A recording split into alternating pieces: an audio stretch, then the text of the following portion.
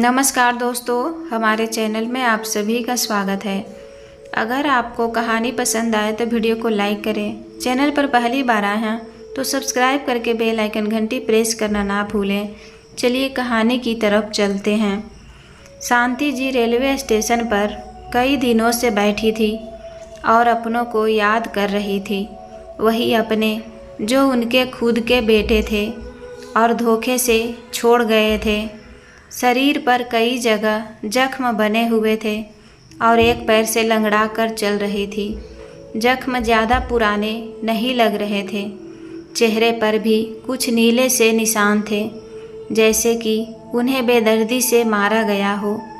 आखिर स्टेशन पर कब तक पड़ी रहती, क्योंकि शांति जी जो कभी स्कूल में टीचर रह चुकी थी और जानती भी थी कि मेहनत से कमाकर खाया जा सकता है और वो इस बात को कभी भूल नहीं सकती थी। उन्होंने कई दुकानों पर काम भी मांगा, लेकिन कोई काम नहीं मिला। बात विश्वास की भी थी, जो आजकल जल्दी से कोई किसी पर नहीं करता। किसी ने कहा, गुरुद्वारे चली जाइए, सेवा के बदले खाना तो मिल ही जाएगा। ये बात उनके कानों में बैठ गई और वो हर किसी से गुरुद्वारे का पता पूछती रही। घर वापस जा सकती थी, मगर दरवाजे तो बंद ही हो चुके थे। बस दुत्कारा जाना बाकी था और बस वही नहीं हुआ था।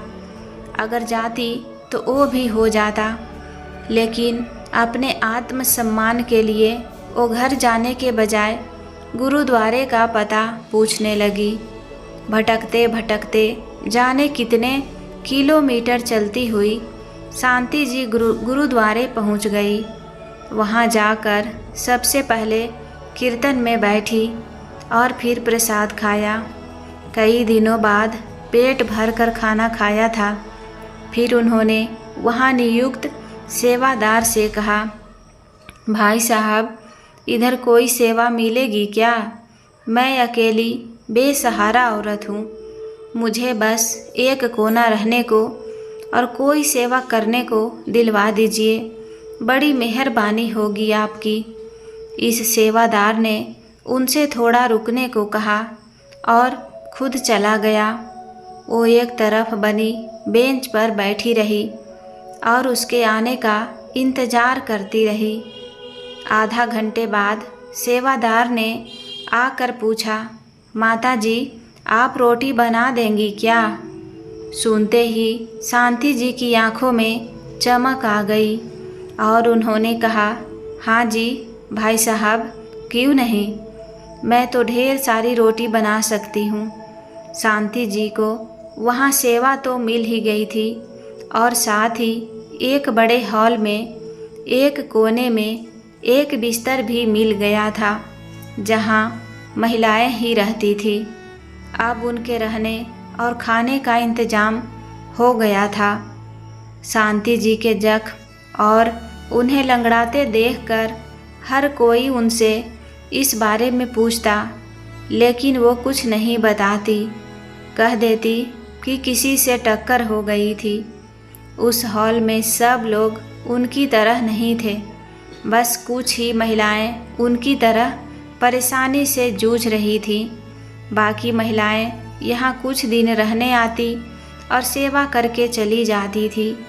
गुरुद्वारे में लगे हेल्थ में सब लोग अपनी स्वास्थ्य संबंधी समस्या दिखाने आते थे, तो दूसरी महिलाओं के कहने पर शांति जी ने वहाँ जाकर अपना जख्म दिखाया। लेकिन डॉक्टर के चोट के कारण पूछने पर शांति जी हकला गई और कह दिया कि मैं गिर गई थी, इसीलिए चोट है। लेकिन उस महिला डॉक्टर को लगा कि ये झूठ बोल रही है।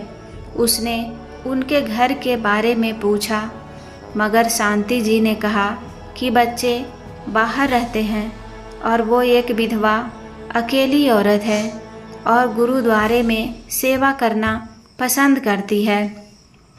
लेकिन डॉक्टर को उनकी हालत पर शक हो गया कि विदेश में रहने वाले बच्चों की माँ यहाँ गुरुद्वारे में इस हालत में क्यों है? उसको हैरानी थी कि शांति जी के पास एक फ़ोन तक भी नहीं था, तो फिर वो बच्चों के संपर्क में कैसे रहती हैं? ये पूछने पर कि फिर वो बच्चों से बात कैसे करती हैं, उनका फ़ोन कैसे आता है, इस पर भी शांति जी शक पका गई और वहाँ से बाहर की ओर चली गई। उन्हें लग रहा था कि डॉक्टर ज़्यादा छानबीन कर रही है। शायद शांति जी को अपना आसरा छीन जाने का डर था। आखिर उनके बच्चे कहाँ थे, या कहीं थे भी या नहीं थे, इसका पता सिर्फ वही जानती थी और बताना नहीं चाहती थी। डॉक्टर को शांति जी के बारे में जानने की रुचि थी, क्योंकि वो उनकी मदद करना चाहती थी। एक दिन उसने शांति जी से कहा कि आपके बच्चे कहाँ रहते हैं, जिस पर शांति जी ने जवाब दिया कि लंदन में रहते हैं और वहीं काम करते हैं। डॉक्टर ने कहा कि वो 1 हफ्ते बाद लंदन ही जा रही हैं। अगर कुछ भेजना हो तो उनके द्वारा अपने बच्चों को कुछ भेज सकती हैं। पता दे देंगी तो वो पहुंचा देंगी। इस बात पर शांति जी को कुछ समझ नहीं आया कि वह अब क्या करे और क्या न करे। लंदन में तो कोई रहता ही नहीं था, पता कैसे दें? पहले तो उन्होंने झूठ बोला, मुझे पता मालूम नहीं है। डॉक्टर ने कहा कि फ़ोन करके मांग लीजिए, बल्कि आप मेरे फ़ोन से उनको फ़ोन कर सकती हैं, उनका नंबर दे दीजिए। शांति जी जैसे उसकी बातों में फंस ही गई थी। कोई नंबर होता तभी तो देती बेचारी। डॉक्टर उनके चेहरे के हाव भाव देखकर समझ रही थी कि बात कुछ और है। उसने उन्हें कुछ बोलने न देखकर कहा, शांति जी कोई परेशानी है तो आप मुझे बताइए, मैं आपकी हर मदद करने की कोशिश करूँगी। सच बताइए, बच्चे कहाँ हैं? शांति जी के पास आज डॉक्टर के सवालों से बच निकलने का कोई चारा नहीं बचा था। सारे रास्ते बंद हो चुके थे।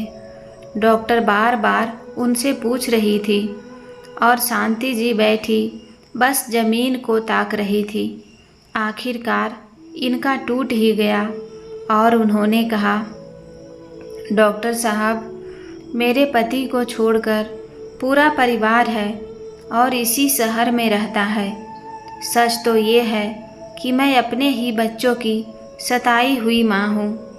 कैसे भी करके खुद को जिंदा रखे हूँ कि शायद कभी तो वो मुझे ढूंढ कर मुझ तक पहुँचेंगे। बस एक बार सबको देखना चाहती हूँ। डॉक्टर ये सब सुनकर बहुत हैरान थी। उसने कहा, शांति जी, आप अपने घर का पता बताइए, मैं उन्हें समझाऊंगी, आपके लिए कोशिश करूंगी। लेकिन शांति जी ने पता बताने से साफ इनकार कर दिया और कहा, नहीं, आप रहने दीजिए, वो नहीं आएंगे, उन्हें मेरी ज़रूरत है ही नहीं। डॉक्टर हैरान थी, लेकिन शांति जी समझने के बाद भी पता देने के लिए राजी नहीं हुई। डॉक्टर जानना चाहती थी कि शांति जी ऐसे हालात तक कैसे पहुंची। तो उन्होंने फिर से शांति जी से कहा, शांति जी, आप घर का पता मत बताइए, लेकिन ये तो बता दीजिए कि आपके साथ ऐसा क्या हुआ कि आपको यहाँ रहना पड़ता है। इस बार डॉक्टर को बात सुनकर शांति जी का मन दुखी हो गया। उनकी आँखों से आंसू बहने लगे और वो अपने दर्द को आँखों में ना रोक सकी। डॉक्टर से बोली, डॉक्टर, मेरे घर में किसी चीज़ की कमी नहीं है। 2 बेटे, 1 बहू और इतना बड़ा पति का बनाया हुआ घर है, लेकिन औलाद निकम्मी निकली। पति की मेहनत पर पानी फेर दिया। डॉक्टर ये सब सुनकर हैरान थी। आगे शांति जी ने कहा, डॉक्टर, मेरे पति बिजनेसमैन थे और घर में बेशुमार पैसा था। बच्चों को अच्छा खिलाया और पढ़ाया। बड़े होने के बाद दोनों सिर्फ आवारागर्दी करते थे।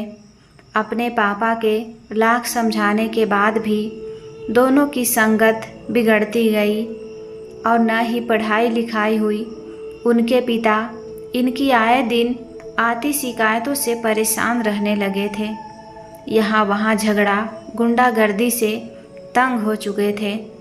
पुलिस भी घर तक आने लगी थी, लेकिन इनके पापा को इज्जत के कारण इन्हें छोड़ जाती थी।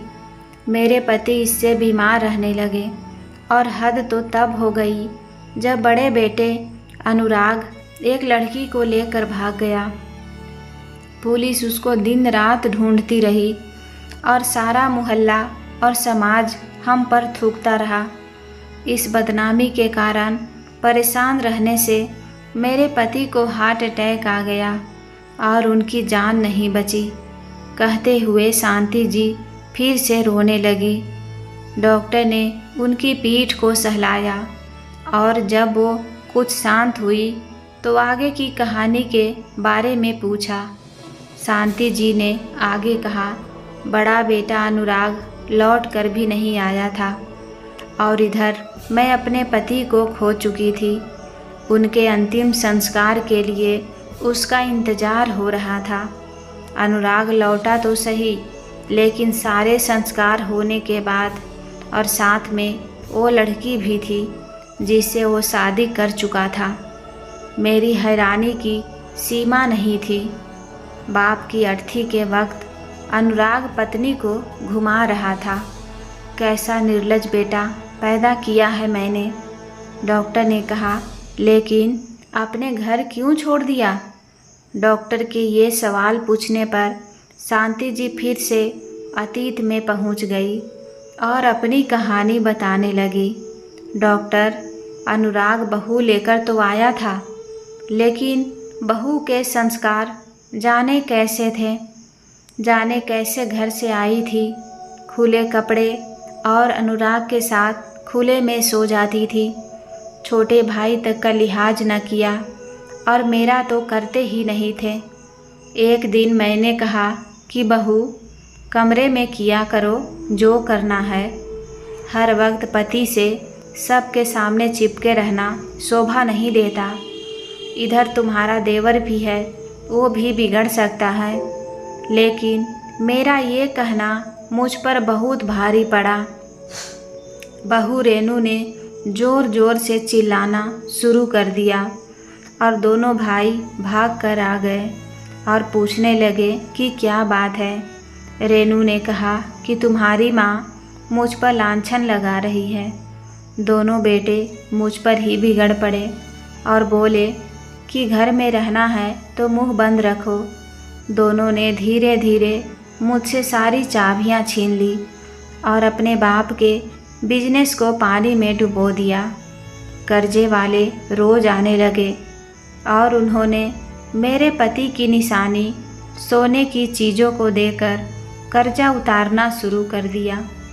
कुछ बोलती तो बहू मारने दौड़ पड़ती थी।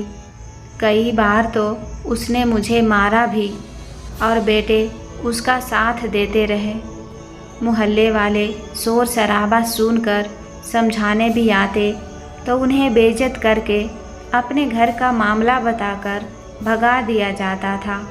मैं किसी से मदद भी न ले सकती थी। कहकर शांति जी ने अपने जख्मों को दिखाते हुए कहा, देखिए डॉक्टर साहिबा, जिन जख्मों का आप इलाज कर रही हैं ये उनके ही दिए हुए जख्म हैं। कितनी बार दोनों बेटों ने बेदर्दी से मारा। रेनू मेरे हाथ पीछे पकड़ लेती थी और दोनों मुझ पर हाथ उठाते थे। एक दिन मुझे घर के कागज़ों पर साइन करने के लिए इतना मारा कि मुझे लगा कि आज ये मुझे जान से ही मार देंगे। मैंने साइन नहीं किए क्योंकि वो तीनों वो घर बेचना चाहते थे जो मेरे पति की आखिरी निशानी था। तीनों निकम्मे उस पैसे को भी बैठकर खा जाना चाहते थे। इस कारण मैं उनसे किसी तरह बचकर भागी और जाकर अपने कमरे में बंद हो गई। दोनों बेटों के साथ बहू भी शराब पीती थी और जब रात को तीनों नशे में सो रहे थे तो मैं मौका पाकर बाहर भाग आई। कहते हुए शांति जी की दर्द भरी रुलाई फूट पड़ी। 60 साल से ज़्यादा उम्र की शांति जी अपने बच्चों के हिंसक व्यवहार का शिकार हुई थी, जिसके लिए माफ़ी न्याय संगत नहीं बल्कि इसकी तो सज़ा होनी चाहिए थी। जब यही बात डॉक्टर ने उनसे कही तो उन्होंने जवाब में कहा, नहीं डॉक्टर, मेरे ही संस्कारों में कोई कमी रह गई होगी। उनको दोष क्या दूँ? अपनी ही औलाद को जेल तो नहीं भेज सकती ना। डॉक्टर ने कहा, वास्तव में तो उनको सज़ा होनी चाहिए। अगर आप पुलिस से शिकायत करेंगी तो तीनों सड़क पर आ जाएंगे। सब कुछ आपका ही तो है। शांति जी ने कहा, नहीं डॉक्टर साहिबा, वैसे तो मकान के सिवा कुछ बचा ही नहीं है और अब मैं उनसे सिर की छत नहीं से छीनना चाहती। मैं तो अपना जीवन कहीं भी रह कर काट लूँगी। डॉक्टर उनकी बातें सुनकर हैरान थी कि एक माँ का दिल ऐसा भी हो सकता है। डॉक्टर ने उनकी मदद करने की ठान ली। उस समय तो कैंप ख़त्म करके डॉक्टर चली गई।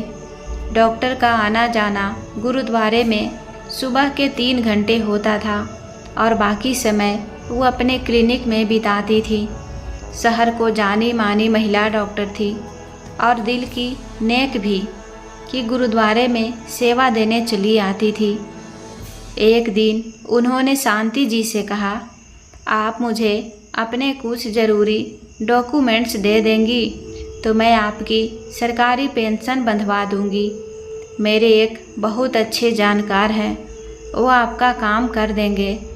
शांति जी सुनकर खुश हुई क्योंकि इससे उन्हें खाने के साथ कुछ पैसे भी हर महीने मिलने वाले थे। शांति जी ने झट से अपने कागज़ ला कर दे दिए और डॉक्टर उसके बाद चली गई। डॉक्टर ने उनके कागज़ अच्छे से चेक किए तो पाया कि उस पर एक फ़ोन नंबर भी था। डॉक्टर ने वो फ़ोन नंबर अपने फ़ोन से मिला दिया और कहा, मुझे शांति जी से बात करनी है। पीछे से आवाज़ आई जो कि किसी महिला की थी। शांति जी तो अब नहीं हैं, आपको उनसे क्या लेना देना है? डॉक्टर ने तुरंत कहा, पहले बात सुन लीजिए। उनके पति की एक एफडी कंप्लीट हुई है जिसमें वो नॉमिनी है। उनके पति की डेथ के बाद वो उनका ही है। वो इसमें नॉमिनी थी तो अब उनको आना पड़ेगा। फ़ोन पर उस औरत ने सुनते ही कहा, कितने पैसे हैं? डॉक्टर ने कहा, 50 लाख रुपए हैं। रकम सुनते ही उस महिला के होश उड़ गए। उसने तुरंत कहा कि कहाँ आना है, लेकिन डॉक्टर ने तुरंत कहा कि शांति जी को लेकर आना पड़ेगा, जिसका उसके पास कोई जवाब नहीं था। लेकिन उसने थोड़ा रुक कर कहा, ठीक है, हम उनको लेकर आ जाएंगे। इसके बाद फ़ोन कट गया। डॉक्टर का तीर सही निशाने पर लगा था। इस औरत ने, जो कि शांति जी की बड़ी बहू थी, उसने तुरंत अपने पति यानी कि आकाश को फ़ोन लगाकर सारी बात बताई। उसे पहले तो विश्वास ही नहीं हुआ और वो जल्दी से अपनी दुकान छोड़कर घर आ गया। उसने आकर कहा, ममता, सही से बताओ कि किसका फ़ोन आया था? और ममता ने सारी बात फिर से बता दी। इतने में उसका बड़ा भाई भी आ गया। दोनों इतनी बड़ी रकम को कैसे भी नहीं छोड़ना चाहते थे। लालच में इतने अंधे हो गए थे कि ये भी नहीं सोच रहे थे कि शांति जी के बिना पैसे मिलेंगे ही नहीं। ममता ने कहा, ऐसा करते हैं कि किसी को तुम्हारी माँ बना कर ले जाते हैं। आकाश ने तुरंत कहा, अरे तू पागल है क्या? फ़ोटो आईडी लगेगी और उससे पहचान हो जाएगी। छोटे भाई ने कहा, फ़ोटो आईडी तो मैं बनवा दूँगा, लेकिन बस 1 माह की उम्र की औरत का इंतज़ाम कर लो। एफडी की नॉमिनी में फ़ोटो नहीं लगती है। उनको क्या पता कि हमारी माँ कौन सी है। सबको उसकी बात सही लगी। इसके बाद सब के सब कागजात का इंतज़ाम करने में लग गए। कुछ दिन में नकली पेपर बनवा लिए गए और एक महिला को कुछ पैसों का लालच देकर माँ बनने के लिए राज़ी कर लिया गया। अब कागज़ तैयार थे जिनमें सारी जानकारी नाम के साथ शांति जी की थी और फ़ोटो इस महिला की थी। आकाश ने एक दिन फिर से फ़ोन लगाया और कहा, मैडम कहाँ आना है? आपका फ़ोन हमारे पापा की एफडी की रकम के लिए आया था। अब बताइए कि हम अपनी माँ को कहाँ लेकर आएं? डॉक्टर को तो इसी फ़ोन का इंतज़ार था। उन्होंने उन्हें एक जगह बैंक में बुलवा लिया। वहाँ उनके कुछ जानकार थे। इस कारण इस नाटक को अंजाम देने में कुछ लोग उनके साथ मिल गए। अनुराग अपनी पत्नी और छोटे भाई के साथ नकली माँ को लेकर बैंक पहुँच गया। जैसे ही काउंटर पर उन्होंने कहा तो उन्होंने माँ के बारे में पूछा। उन्होंने नकली माँ को नकली कागज़ों समेत उनके सामने खड़ा कर दिया। शांति जी के दिए सभी कागज़ को उन्होंने उन नकली कागज़ों से मिलाना शुरू किया। आधार कार्ड के नकली होने की पुष्टि तुरंत हो गई, लेकिन ये बात उन्होंने जाहिर नहीं होने दी और कुछ सवाल उस नकली माँ बनी औरत से पूछने लगे, जो जवाब न दे पाई। इससे पहले कि तीनों इस परिस्थिति से बचकर भागते, डॉक्टर, जो कि एक तरफ खड़ी सब कुछ देख रही थी, उन्होंने तुरंत एक कॉल किया और थोड़ी ही देर बाद वहाँ पुलिस आ खड़ी हुई। फर्जी कागज़ बनाने के और माँ को घर से बाहर निकलवाने के केस में उन सबको अपने साथ ले गई। डॉक्टर तुरंत गुरुद्वारे पहुँची और जाकर कहा, चलिए शांति जी, आपको आपकी पेंशन दिलवानी है, मेरे साथ चलिए, ऑफिस में आपके साइन करवाने हैं। शांति जी खुशी से फूली न समाई और तुरंत उनके साथ चल दी। डॉक्टर खुद अपनी कार चलाकर उन्हें साथ ले गई, मगर जब पुलिस स्टेशन के बाहर कार रुकी तो शांति जी कुछ हैरान हुई और पूछने लगी, डॉक्टर साहिब, हम यहाँ क्यों आए हैं? डॉक्टर ने मुस्कुरा कर कहा, आओ मेरे साथ, अंदर चलो, कुछ काम था, बस अभी हो जाएगा। शांति जी को डॉक्टर पर काफ़ी विश्वास था, इसी कारण वो उनके साथ तुरंत ही अंदर चली गई। अंदर जाकर देखा तो हैरान हो गई। इंस्पेक्टर ने तुरंत कहा, डॉक्टर साहब, आपका ही इंतज़ार हो रहा था, यही है क्या शांति जी? शांति जी इंस्पेक्टर के मुंह से अपना नाम सुनकर हैरान होकर डॉक्टर की तरफ देखने लगी। उनके चेहरे पर कई सवाल थे जिनके जवाब उन्हें कुछ ही देर में मिलने वाले थे। अपनी माँ को देखकर तीनों तुरंत उठकर आ गए। माँ, हमें बचा लो, हमसे गलती हो गई। शांति जी सबको यहाँ देखकर चौंक गई थी। उन्होंने हकलाते हुए कहा, तुम यहाँ सब कैसे? क्या हुआ? इंस्पेक्टर ने तुरंत कहा, ये क्या बताएंगे, मैं बताता हूँ।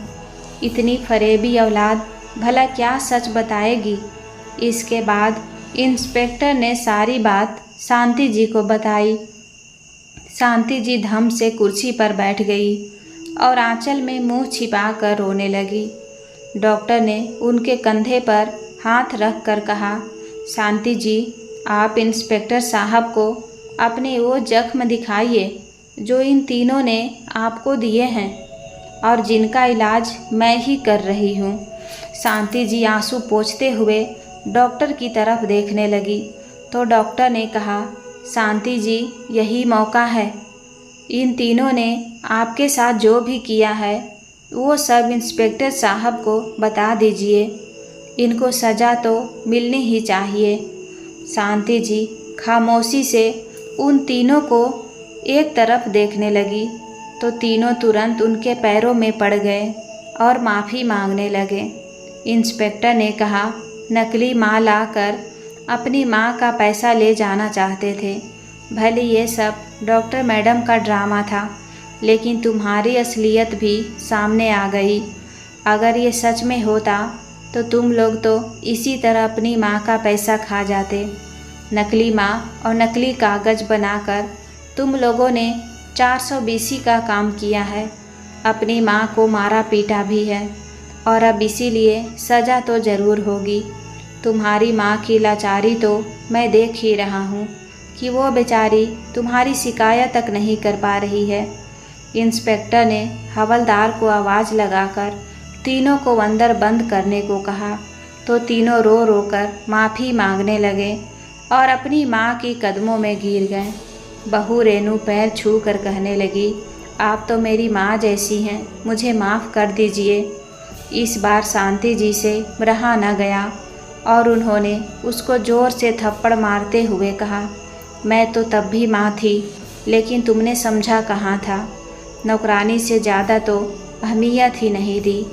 माँ होती तो क्या मुझ पर हाथ उठाती। शांति जी ने दिल खोलकर सारी बातें कह डाली और तीनों सिर नीचा करके ज़मीन को ताकते रह गए। आज माफ़ी मांगने का असर नहीं हो रहा था और होता भी कैसे, क्योंकि माफ़ी मांगने का सही समय तो कब का निकल चुका था और आज तो सज़ा का समय था।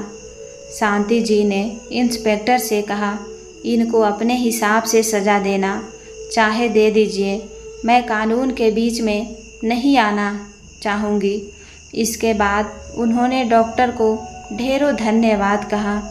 शांति जी को अपने घर पर कब्जा मिल चुका था, जिसको उन्होंने एक एनजीओ की मदद से विधवा आश्रम में तब्दील कर दिया था और अपनी जैसी विधवा औरतों को सहारा देने का काम करने लगी थी।